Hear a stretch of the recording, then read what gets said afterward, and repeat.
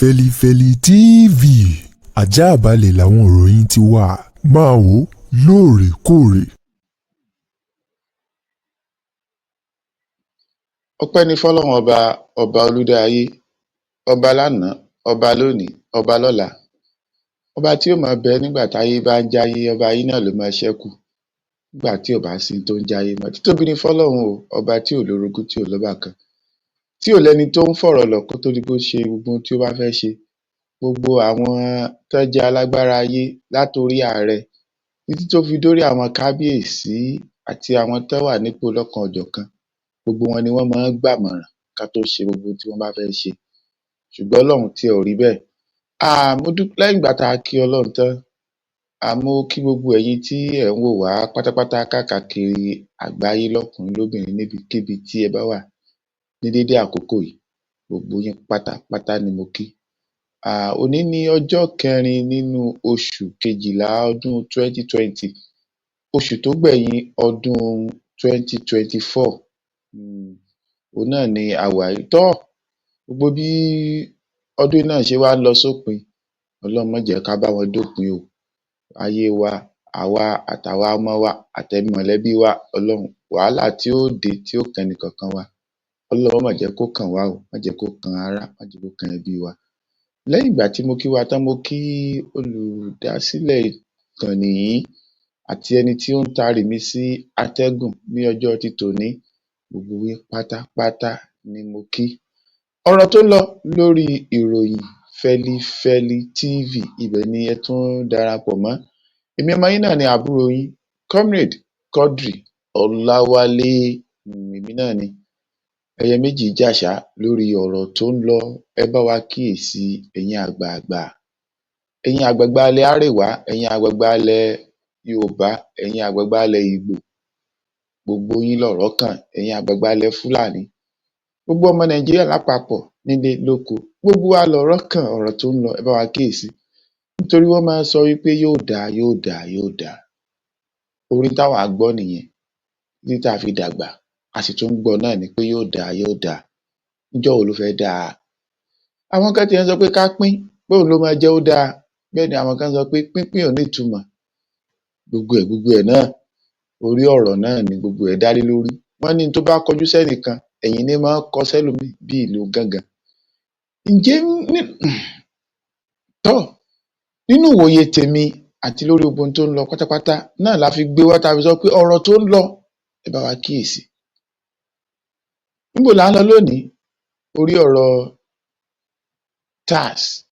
tax tó gbàgbóró kan, ibẹ̀ là ń lọ lónìí. A ti rí oríṣiríṣi àríwísí tí àwọn èèyàn ti wí lórí ọ̀rọ̀ tax. Lánàá òde òní ni àwọn kan tún ń fẹ̀hónú hàn nílẹ̀ Àríwá wípé àwọn faramọ́ tax. Oníkálukú ń sọ tiẹ̀, bí Ìgbò ṣe sọ tiẹ̀ náà ni Yorùbá sọ tiẹ̀, làwọn Haúsá náà ń sọ tiwọn. Ṣùgbọ́n ìbéèrè àkọ́kọ́ tí mo fẹ́ béèrè lọ́wọ́ gbogbo wa ni wípé, ṣé àwa tá a jẹ́ aráàlú, ṣé a ti fojú rí tax yẹn? In tó wà náà òwe tán ṣe yẹn, tax bill yẹn, ṣé a ti rí? Ṣé àwọn sẹ́nítọ̀ wa lẹ́lẹ́kùnjẹkùn, ṣé wọ́n ti wá sílé? Ṣé wọ́n ti wá ṣàlàyé ẹ̀ fún wa? Lápẹẹrẹ l'Ondo State, a ní sẹ́nítọ̀ 3, a sì ní rẹ́ẹ̀pù 9. Rẹ́ẹ̀pù kọ̀ọ̀kan wọ́n di local government méjì mú, sẹ́nítọ̀ kọ̀ọ̀kan wọ́n di local government 4 mú, ó wá jẹ́ 18 local government. Ọ̀dọ̀ tí wá mí ní Ondo Central, sẹ́nítọ̀ Adégbọ̀nmírè, òun ló gọ́và Ondo Central, ìyẹn local government 4. Honorable Bíọ́lá Mákindé, òun ló gọ́và Ondo East and West níbi tèmi wà yìí. Àwọn méjèèjì ò tí ì wálé kán wá sọ fáwọn aráàlú wípé in tó wà nù tax bill leléyìí o, ẹ̀yin aráàlú ẹ jẹ́ á jọ fọ̀rọ̀ jomi tó rọ̀rọ̀ o, ká wá lọ fún ìjọba ní àbọ̀ o, bóyá ó tẹ́ yín lọ́rùn àbí kò tẹ́ yín lọ́rùn. Wọn ò ṣe é. Mi ò sì rò pé wọ́n ṣe bẹ́ẹ̀ káàkiri lórílẹ̀‐èdè Nàìjíríà. Kí ló wá dé táwa aráàlú táwa ń gba ọ̀rọ̀ ibi ẹni gbágbá ọtí, tá a ti wá ń sọ di ọ̀rọ̀ ẹlẹ́yàmẹ̀yà mọ́ra wa lọ́wọ́?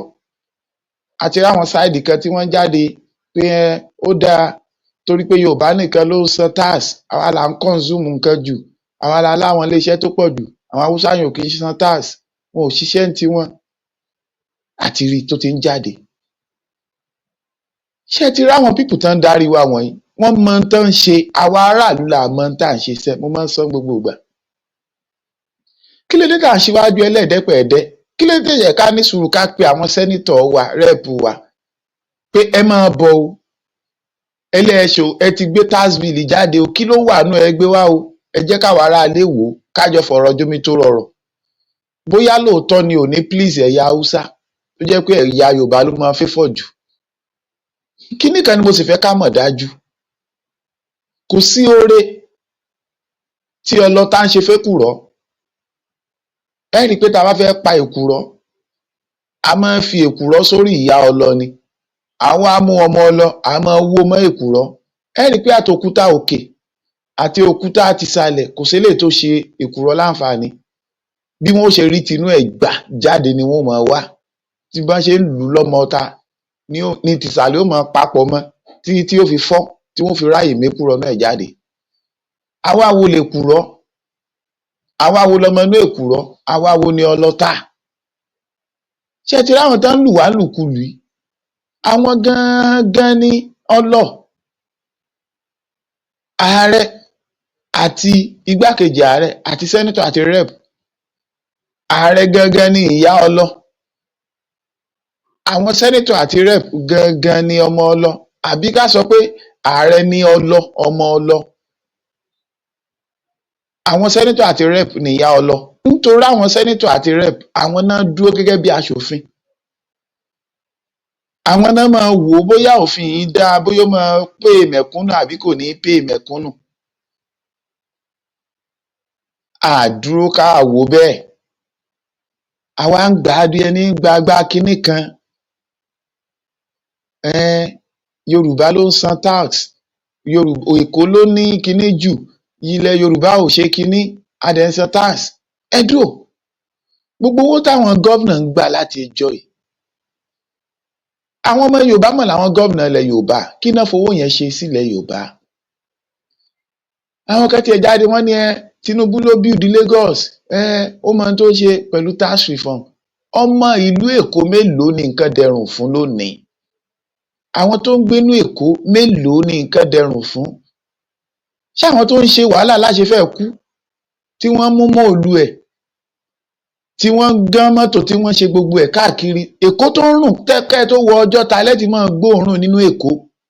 Tẹ́ bá ti ń wọ Ọjọ́ta báyìí, àbí tẹ́ bá ti wà ní Bẹ́gà, ooru oríṣiríṣi, bóoru ṣe ń mú bẹ́ẹ̀ ni òórùn ń jáde lóríṣiríṣi, bẹ́ẹ̀ láriwo pọ̀, gbogbo ẹ̀ kàn rí gbùrùgbùrùgbùrùgbùrùgbùrù. Ṣáwọn ará inú Èkó tí wọ́n san tax, ǹjẹ́ a rí lára wọn pé tax tí wọ́n ń san iye báyìí níjọba ń fún wọn padà lọ́dún? Nílùú Èkó ni mo ti rí wípé lọ́ọ̀yà tó ń secure property àwọn olówó, tax tó ń san lọ́dún is 70,000 naira.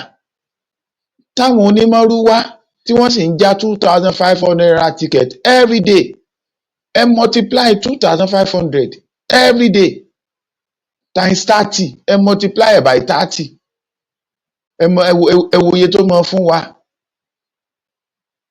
Ẹ wá jẹ́ ká plus ẹ̀ ká wo iye tó máa jẹ́ lọ́dún. Níye tí mọ́rúwá ń san lówó tíkẹ̀tì ní everyday lẹ́kọ̀ọ́. Àti lọ́ọ̀yà tó ń secure property tó worth billions of naira tó ń san táàsì 70,000 naira lọ́dún. Wọ́n ní Tinubu build Lagos, ó build Lagos. Kí ló dé tí Tinubu ò máa gba tí ò kọ́ hospital tó ti lè máa gba ìwòsàn lẹ́kọ̀ọ́ lẹ́yìn tó build Èkó tí ò lè gba ìwòsàn lẹ́kọ̀ọ́? Lẹ́yìn tó build Èkó nìyẹn o, tí ò lè gba ìwòsàn lẹ́kọ̀ọ́. Now, àwọn sẹ́nítọ̀ ló wà ní in charge àti rep, kí ló wà nù bíìlì yẹn? Ẹ gbé wá fáwọn aráalé. Èmi ò tí ì rí tó wà nù bíìlì yẹn báyìí. Ariwo lèmi kàn ń gbọ́ lọ́tùn lósì. Ìtàlí Ndùmẹ̀ sọ, ìtí gómìnà Borno sọ, ìtàwọn gómìnà sọ káàkiri, òun là ń gbọ́. Kò sí rep kankan àbí House of Senate kankan tó ti wá sí constituency ẹ̀ tó wá ṣàlàyé nǹkan tó wà nù tax bill yẹn lọ́rìn kíni wí tó wá ṣàlàyé ẹ̀ fún wa pé ẹjẹ́ àjọ fomi jómi tóró ọ̀rọ̀ so kàn ṣàlàyé bill yẹn fún wa káwọn aráàlú jọ jókòó àwọn ará constituency ẹ̀ kọ̀ọ̀kan àti gbogbo ibi tí àwọn senator govern kájọ jókòó eléyìí ni kẹ́ ẹ fi kún o eléyìí ni kẹ́ ẹ yọ kú o látijọ́ tí bàbá Tinubu ti yọ owó ìrànwọ́ orí epo bẹntiró àmọ́ ṣì ń gbọ́ pé wọ́n fẹ́ yáwó náà mọ́ ni wọn ò mọ̀ ṣe nǹkan kan fáráàlú lẹ́yìn pé kán pín palliative ọ̀ràn tí wọ́n ń pín kiri ìrẹsì tí ò tó jẹ lẹ́yìn pé wọ́n ń pín kò mọ̀ sí nǹkan kan tó ṣe fáráàlú lẹ́nu jẹ́ mẹ́ta náà mọ̀ tó fẹ́ yá $2.2 billion nígbà tán sọ pé àwọn ti generate $20 billion lórí epo látìgbà táwọn ti yẹ subsidy wọ́n sì tún lọ ń yá owó àwọn aráàlú wá sọ pé táàsì yẹn wà òkè nítorí àwọn haúsá tí ò sanwó àwọn haúsá tí ò ní nǹkan kan tán produce nílùú wọn ẹ má sọ mọ́ haúsá ní nǹkan nílùú wọn yorùbá ní nǹkan nílùú wa ìbò ní coal ṣé ìbò ò ní ni gold ṣé kò sí ní Zamfara ni ṣé a rí ìpínlẹ̀ kan tí ò ní mineral resources ni kò sí ìpínlẹ̀ tí ò ní mineral resources àwọn góòdì wa tí wọ́n wà nílẹ̀ yorùbá ń bí níbo lowó ẹ̀ ń lọ àwọn wo ló wà ní ìcháàjì góòlù yẹn tán ń wà yẹn àwọn wo ló ń wà á níbo náà ti fi ṣe aráàlú ibi tẹ́ ti ń wa góòlù níbo náà ti fi ṣe àwọn aráàlú bẹ̀ lórí ẹ lọ wo bẹ́ ṣe ń wa góòlù ní Ilé-Ifẹ̀ ẹ lọ wo bẹ́ ṣe ń wà ní Iléṣà lóńdó wa yìí wọ́n ń wa góòlù kò síbi tí wọ́n ti sọ wípé owó góòlù tá a wà léléyìí o ń báyìí la fẹ́ fi ṣe sílùú o kò mọ̀ sí Ondo the second largest bitumen l'Ondo State Ondo ò mọ̀ lọ́nà wọ́n wá ní tax tí wọ́n máa generate fúnra wọn kó ní kálukú máa lò kankan máa mú kankan wọn á máa remit díẹ̀díẹ̀ sókè nílùú tó jẹ́ pé gbogbo ohun tó jẹ́ nǹkan aráàlú tá a jọ ni wọ́n ti privatize ẹ̀ tán àbójú wa kọ́ ni wọ́n privatize náà ni ṣojú wa kọ́ náà privatize NNPC ni ṣé kìí ṣe epo ni gbogbo àrọ̀gbọ̀kúnlé lórí ni ní gbogbo àwọn nǹkan tán privatize yẹn àwọn wo ló rà á ṣé kìí ṣe àwọn olówó inú wa àwọn olówó inú olóṣèlú náà ra àwọn nǹkan Nàìjíríà tí wọ́n privatize torí mi ò mọ bá a ṣe ń rorí o mi ò kò yé mi o tí gbogbo yẹn bá ń ronú rorí lọ bákan ó yẹ ká mọ rẹ́ni tí ròrí wọn máa yàtọ̀ àwọn pípù wọ̀nyí máa bá ṣe ń dàwárí ibo tó máa fẹ́ dàwárí ibo wọ́n mọ̀ orí ọ̀rọ̀ pẹntiró la ṣe ń fà tá àti ìfà tán yìí wọ́n ti gbé tax bill wọlé ẹ̀rí pa ti ń dákẹ́ lórí ọ̀rọ̀ pẹntiró àti ń bọ́ sórí ọ̀rọ̀ tax àti dákẹ́ lórí ọ̀rọ̀ pẹntiró báyìí wọ́n ti fi nǹkan míì ṣọ́ọ̀kì wa lẹ́nu tax là ń ránu mọ́ àtàgbà àtèwe àtọmọdé àtàgbà tax ni because wọn ò wá explain tax bill yìí tax reform yìí wọn ò wá explain yẹn fún wa kò sí senator àti rep tó wá sílé wá explain yẹn fún wa pé bó ṣe jẹ́ lélẹ̀ no a kàn ń gbọ́ náà ni àmọ́ tó wà nínú ẹ̀ aráàlú òwò àmọ́ details ẹ̀ àwa ni àwọn kan tó ń sọ wípé tax bill yẹn polówó ló máa affect kò ní affect tálíkà níbo náà ti ń sọ bẹ́ẹ̀ àwọn tálíkà ló jókòó tó tún sọ̀rọ̀ yìí o láwọn tálíkà tó pera wọn ní tálíkà analyst lórí rédíò lórí tẹlifíṣàn tí mò ń gbọ́ máa gbà táàsì wo ni ò ní àfẹ́ẹ̀tì mẹ̀kúnnù ṣé Amẹ́ríkà tó ń practice kíní ìlànà òṣèlú tí wọ́n ń practice tó jẹ́ ti capitalist tó jẹ́ pòun l'Amẹ́ríkà ń practice ṣé lẹ́nu ní káwa lò lànà capitalist ní Nàìjíríà ni ṣé báwọn capitalist làwọn olówó tí wọ́n ń ṣèlú àwa ò nílò gbogbo ìlànà Amẹ́ríkà káwa tó survive ní Nàìjíríà a nílò ètò ìlànà ìjọba orílẹ̀-èdè Amẹ́ríkà káwa tó survive bọ́n ṣe bí wa ó yàtọ̀ síra lápẹẹrẹ tí n bá sọ pé a nílò ìlànà Amẹ́ríkà àwa ò nílò àti san táàsì àsanfẹ́ kú ṣé lórílẹ̀‐èdè Dubai ṣáwọn ọmọ Dubai ṣé wọ́n san táàsì àsanfẹ́ kù ni láwọn ọmọ Dubai gangan? Orílẹ̀‐èdè Qatar wákàtí mélòó láwọn ọmọ Qatar fi ń ṣiṣẹ́? Wákàtí 3 nínú 24 hours náà fi ń ṣiṣẹ́ lórílẹ̀‐èdè Qatar. Ọmọ Qatar tí ò bá ṣiṣẹ́ ń gba $2,000 lóṣù. Eléyìí tó ń bá ṣiṣẹ́ owó oṣù òṣìṣẹ́ tó kéré jù ní Qatar is $10,000. Ẹni tí ò ṣiṣẹ́ rárá gba $2,000. Qatar ni ò ti sí ẹni tó poor. A lè bá poor pàdé ní Qatar. Òyìnbó gbogbo òfin tí wọ́n lọ́dọ̀ wọn ní UK, ní Germany, ní France, àwọn ò sọ pé àwọn fẹ́ jẹ wọn mọ́. Àwa la fẹ́ jẹ wọn mọ́ ń bí. Bẹ́ẹ̀ ni, ṣùgbọ́n àwọn ò sọ pé àwọn fẹ́ jẹ wọn mọ́. Ṣé ìlú tí ò sọ pé òun fẹ́ jẹ wọn mọ́ la gbọ́dọ̀ máa kọ́ṣe tiwọn nínú òṣèlú wọn? Àwa máa sọ pé human right, human right, human right. A máa kọ́ṣe wọn láwọn tí ò fẹ́ jẹ wọn mọ́. Àwa la máa bọ́mọ tiwa ń bí, la máa fi pàṣán na ọmọ tiwa. Àwọn ò kì í fi pàṣán na ọmọ tiwọn. Ọmọ tí wọ́n lè gbá wọn lọ sí kóòtù. Ṣọmọ tiwa ń bí lọ́mọ ọdún 4-5 tó bá gbà lọ sí kóòtù ń bí, wọ́n ní àìtí kóòtù dé káṣọ rẹ̀ lè ṣọmọ rẹ̀ láàpè. Ṣùgbọ́n ọmọ tọ̀dọ̀ tiwọn ó lè gbé bàbá wọn, ó lè gbé ìyá wọn lọ sí kóòtù.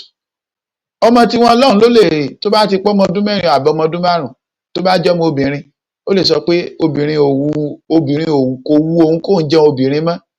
Òun fẹ́ lọ transplant gender òun padà sí ọkùnrin. Ṣáwa lè ṣe ń bí? Ṣáwa ń ṣe ń bí? Ṣáwa ń ṣe ń bí? So kì í ṣe gbogbo ìlànà wọn la gbọ́dọ̀ tẹ̀lé nílẹ̀ Yorùbá àti Nàìjíríà. Àtọ̀ orí tax reform yẹn làwa lèmi ṣì ń bá ọ̀rọ̀ lọ. Àní ṣáwọn sẹ́nítọ̀ wa ti wá explain. Ẹ jẹ́ ká pa ẹlẹ́yàmẹ̀yẹ, ẹ jẹ́ ká pátì tá a bá fẹ́ rí iwájú lọ ní Nàìjíríà yìí, àti Yorùbá àti Haúsá àti Ìgbò àti Fúlàní. Ẹ jẹ́ á kọ́kọ́ wo ọṣẹ́ táwọn olóṣèlú yìí fi wá ṣe náà. Yes, ẹ jẹ́ ká kọ́kọ́ wo ọṣẹ́ tán fi wá ṣe. Nínú ọ̀rọ̀ táwọn èèyàn sọ náà láà play fún yín kẹ́ ẹ kọ́kọ́ wò, because èmi ò tí ì rí tax bill yẹn, mi ò tí ì rí pé n tó wà nú ẹ̀ ni. Àwọn sẹ́nítọ̀ wa ò dẹ̀ tí ì wá explain fún wa. Tán bá ti wá explain fún wa, yes, a ṣe wá jókòó, a ṣe wá wò pé eléyìí pay wa, eléyìí ò pay wa. Pẹ̀lú owó rọ̀gùnrọ̀gùn, a ní 360 reps, a dẹ̀ ní 109 senator. Ẹ wo iye tá a fi ń bọ́ wọn ní every day, ẹ wo iye tá a fi ń bọ́ wọn ní every month, ẹ wo iye tí wọ́n ń gbà ní ọdún. Ká má lè wá wálé wá sọ fún wa pé n tó wà nú bíìlì yẹn leléyìí o. Ẹ jẹ́ a jọ jókòó gbé yẹ̀wò ẹ̀yin ará ilé. Káṣẹ̀ tó wá mọ bóyá ó tẹ́yín lọ́rùn àbí ò tẹ́yín lọ́rùn, káṣẹ̀ tó dá padà pé àwọn ará constituency wa láwọn ò fẹ́ o. Ẹ tí ì ṣe yẹn fún wa. Ẹ kàn ń pariwo, àwọn ará ilé dẹ̀ ń pariwo ń bọ̀bọ̀ ọjà wúrà. Kí ló dé? Kí ló dé? Ìjọ́ wo lọ̀rọ̀ fẹ́ yé wa? Àwọn ará ilé, ìjọ́ wo lọ̀rọ̀ fẹ́ yé wa? Àti mẹ̀kúnnù wa, àti Ìgbò wa, àti Yorùbá, àti Haúsá, àti Fúlàní, ẹlẹ́yàmẹ̀yà ò jẹ́ àsinmi. Kò jẹ́ àsinmi. Ẹ jẹ́ á gbọ́rọ̀ tí arákùnrin kan lókè ọya sọ. Ẹ jẹ́ á gbọ́. Is about interest. So is this bill diametrically opposed to the interests of the North and interests of the Lagos Southwest?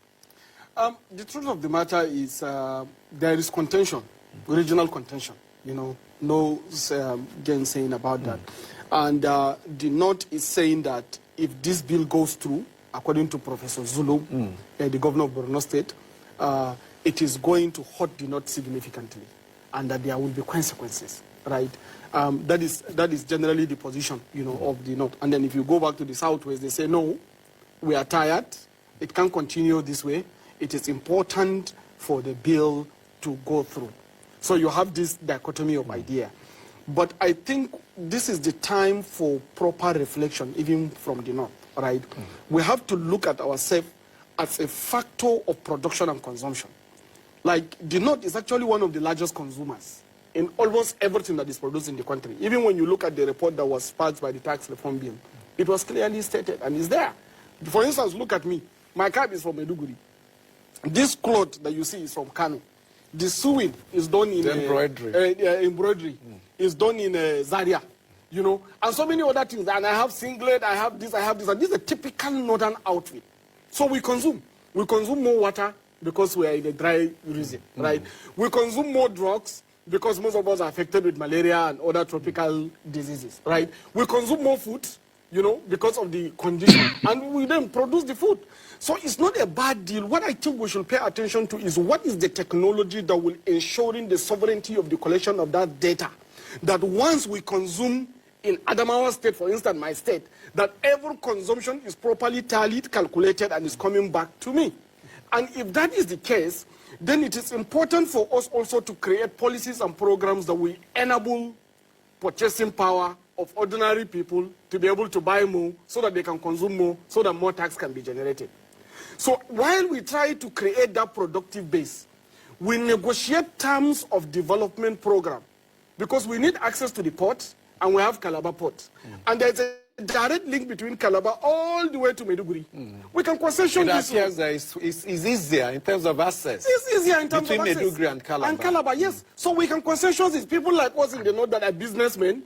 All they need to do, the politicians, commission us, go and bring money. We want to build rail directly from Calabar to Maiduguri. We want to bring high-speed road from Calabar to Maiduguri. We will get these things, right? So these are the things we need to do. We negotiate for the proper development where we can actually attract these companies to come and settle in these areas. Thank God we have this electricity bill that decentralizes the generation of electricity.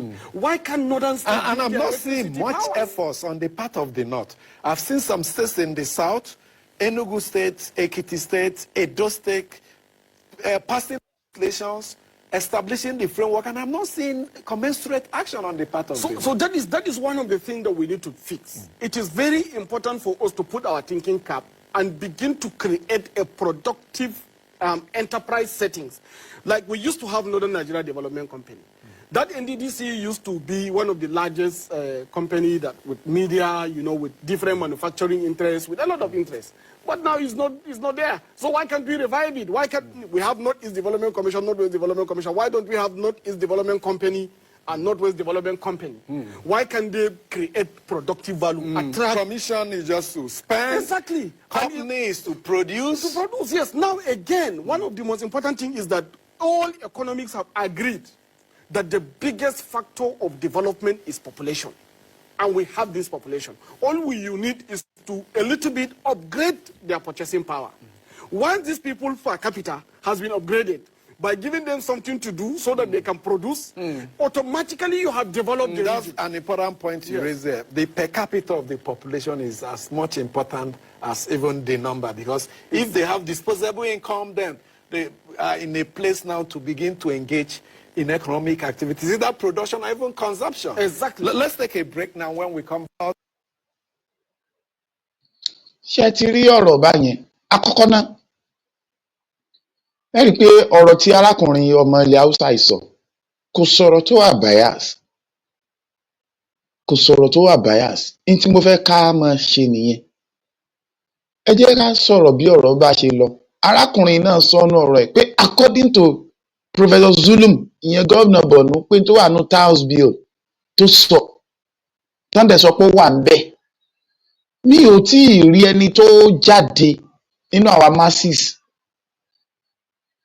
àbí analysis kan tó mú analysis tiẹ̀ wá tó wá sọ wípé òun ti rí tó wà ní tax bill yẹn. No. Àkọ́kọ́ náà ṣáà ní data bills. Àtàwùsá àti Ìgbò àti Yorùbá àti Fúlàní. Ṣé Nàìjíríà ní ṣáà wà data bills? Tá a fi lè mọ̀ pé iye báyìí gan ni wá ní Nàìjíríà. Tá a fi lè mọ̀ pé báyìí la ṣe ń consume nǹkan sí ní Nàìjíríà. Àní. Àwọn nǹkan tá a gbé lórí òṣùwọ̀n ni wípé bí factory ṣe pọ̀ láwọn ìlú kan sí. Ẹ mọ̀ pé kò ń sìn. Seaport wà l'Ékòó. Ogun State, factory pọ̀ ńbẹ̀. Ìbàdàn largest city in West Africa. Kano, àwọn náà lérò pọ̀. Port Harcourt, a ní seaport wà ńbẹ̀. Ilé ẹ̀ náà ti ń wa epo, something like that. The same thing Delta. Ojú tá a fi wo àwọn nǹkan wọ̀nyí tá a fi wò lélẹ̀. Lóòótọ́, ilẹ̀ Yorùbá ń bí à ń pa màálù, à ń ṣe patí, à ń ṣe oríṣiríṣi àwọn bíi gbogbo ẹ̀ wà ń bẹ̀. Nílẹ̀ north lọ́hùn wọn ò kí ń pa màálù ṣòkú, wọn ò kí ń pa màálù ṣe némì.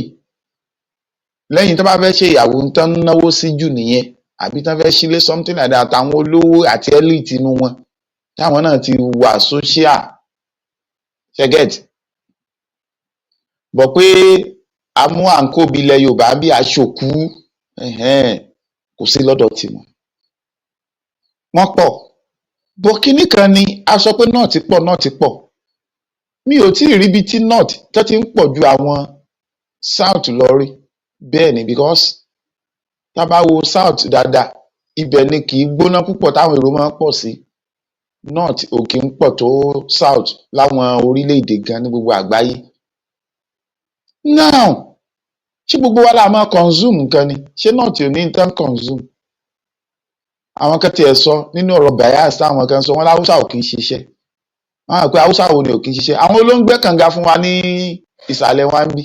Àwọn ló ń fọ́ òkúta nísàlẹ̀ wa ń bí. Àwọn náà ń ṣiṣẹ́ agbára lọ́dọ̀ wa ń bí. Yorùbá mélòó ló ń gbẹ́ kànga? Yorùbá mélòó ló ń fọ́ òkúta? Yorùbá mélòó ló ń fàpàtà? Yorùbá mélòó ló ń ṣe iṣẹ́ kinní ń bí? Àwọn iṣẹ́ ìdọ̀tí tó pọ̀ dáadáa nísàlẹ̀ ọ̀dọ̀ wa ń bí. Ta ló ń ṣe? Are they not Hausas? Àwọn ní. So àjọ wúlò fúnra wa, àjọ nílò ara wa ni. Tax bill tá à ń sọ̀rọ̀ nípa yìí, kí ni ìlànà tó ti là sílẹ̀ tó jẹ́ proper ìlànà tá a fi lè regulate gbogbo epo lásán ni wọn mọ̀ rí regulate báyìí. Tọ́nà fẹ́ deregulate epo, wọ́n deregulate epo, just ordinary epo petrol ni wọn ò rí ṣe, just ordinary epo.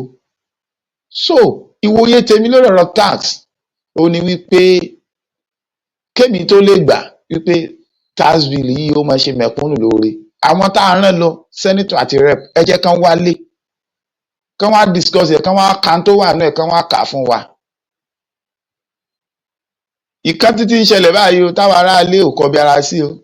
Ṣé ẹ fẹ́ gbọ́ ti owó tán ń já lórí àkáǹtì wa, palmpay, opay, moneypoint, 50 naira. Àmúyẹ̀wá next a ṣàlàyé ẹ̀ fún wa. 50 naira tán ń já per transaction tó bá ti worth 10,000. Tó bá ti over 10,000 á já 50 naira. 50 naira kò bá jẹ́ ẹ̀mẹwàá lẹ́ṣẹ̀ léde, wọ́n á já 50 naira lẹ́ẹ̀mẹwàá léde, that is 500 naira. Ẹ rí i pé nígbà tí tax bill jáde ń sìn báyìí náà kàn sáré mú yẹn wọlé ní December. So àwọn aráàlú ò tí ì rán yẹn, ti tax là ń rán. 50 naira tán ń yọ lórí mẹ̀kúnnù everyday àti ìsọ̀rọ̀ lọ́bì yẹn o. Mẹ̀kúnnù ẹja wise.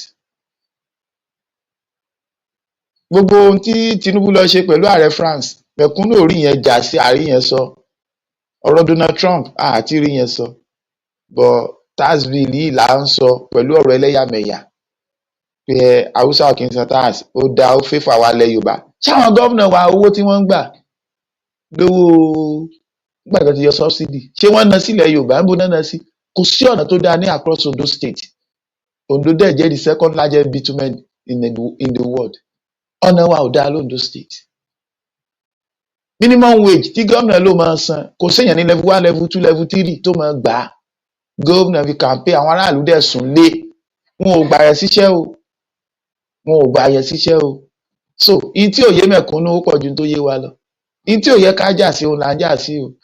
A ní rí jù báyìí lọ lọ́jọ́ ti tòní. Ìmí wọn yín àbúrò yín náà ní Camry Quadri Ọláwálé ló ti ń bá yín sọ̀rọ̀ látàárọ̀